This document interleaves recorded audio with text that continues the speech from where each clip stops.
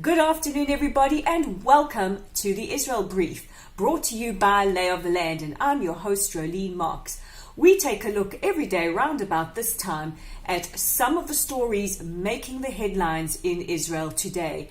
And one of our top stories today is that the IDF have said that there is a likelihood that Hamas and elements within the Gaza Strip could trigger another war in Gaza, and this is to try and get more international support. Now, over the last couple of months, the international community's patience for these terror entities like Hamas and Islamic Jihad has been wearing thin, as well as the continued internecine fighting between Hamas in Gaza and Fatah in the West Bank. And it is the belief of the IDF that in order to gain more international sympathy or to try and get more international money to flow into the beleaguered strip, the terror entities like Islamic Jihad could provoke a war by embarking on attacks on Israel's borders. Now, in March, Hamas and the various terror groups within the Gaza Strip launched their March of Return protests along Israel's border every Friday afternoon. Now, what they wanted the world to believe was that they were peacefully protesting for the right to return home or to property that they called home. However, on closer inspection, and if you listen to Hamas in their own words, they said that their intention was to come through the border and kill Israelis and quote unquote rip out their hearts and eat them. And months later, after these events took place, they actually mentioned that these marches had nothing to do with trying to return home or trying to protest anything, but were also a ploy to cause distraction from the issues between Hamas and Fatah. So, this kind of behavior we've come to predict. It's not surprising because we are in an election season, so we are anticipating some kind of action from these elements within the Gaza Strip, but the IDF is monitoring closely and we are prepared for any eventuality. Now, more further afield, we go to Warsaw, where the Warsaw Summit is underway. And yesterday we spoke a bit about the fact that Prime Minister Netanyahu has joined some 60 other nations at a US and Polish-sponsored summit in the Polish capital.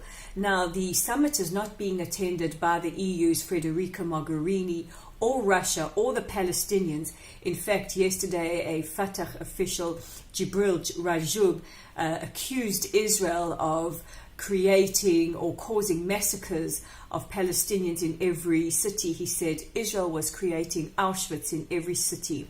And there is absolutely no words for how despicable and repugnant those statements are, and they've been roundly condemned by the US Special Envoy to the Middle East, Jason Greenblatt, as well as many others.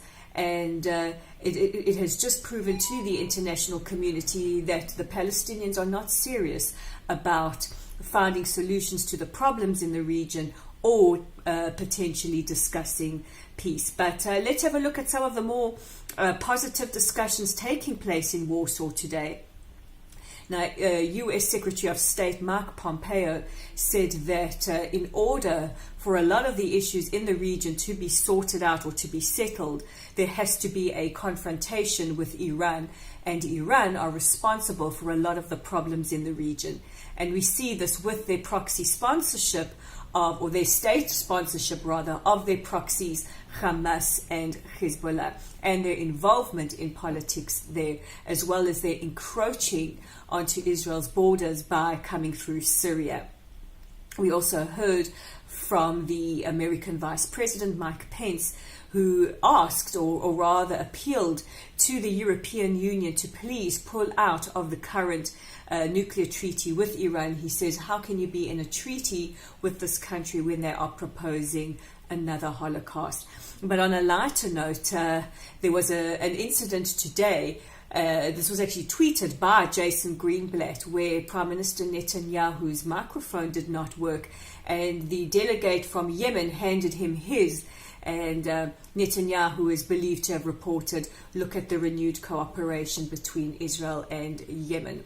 And on more positive news, in an exclusive interview with the Times of Israel, which is an English daily here in Israel, the Bahraini foreign minister, and his name is Khalid bin Ahmed Al Khalifa, he mentioned that he sees formal ties being established between the Kingdom of Bahrain and Israel pretty soon. So a very, very positive maneuver indeed.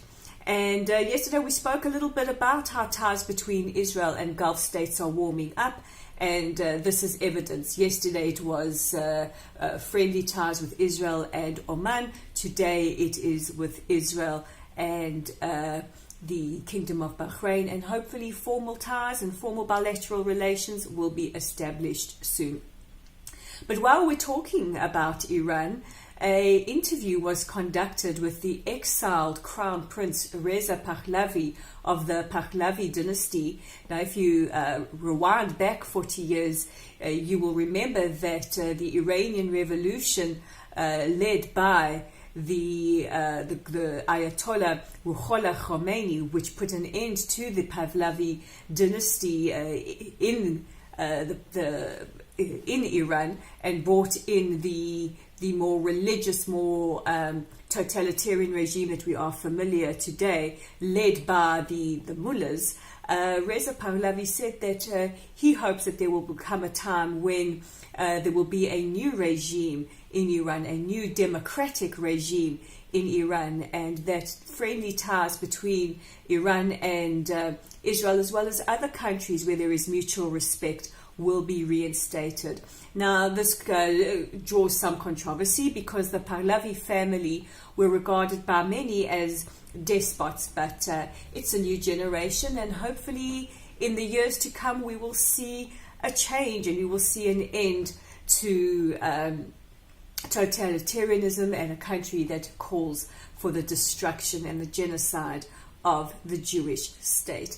So those are your headlines for today. I'm Rolene Marks. This is the Israel Brief, brought to you by Lay of the Land, and you can check us out at www.layoftheland.online. Visit Lay of the Land and hear all about how Israeli artificial intelligence could be keeping your roads safe in your country. And don't forget, you can like us or follow us on Facebook at Lotl Site, that's at LOTL Site, and subscribe to receive your edition of the Daily Brief by clicking on the subscribe button below or on the little bell icon to be notified when we post. So that's it for this week. Shabbat Shalom, and we'll chat to you again on Monday.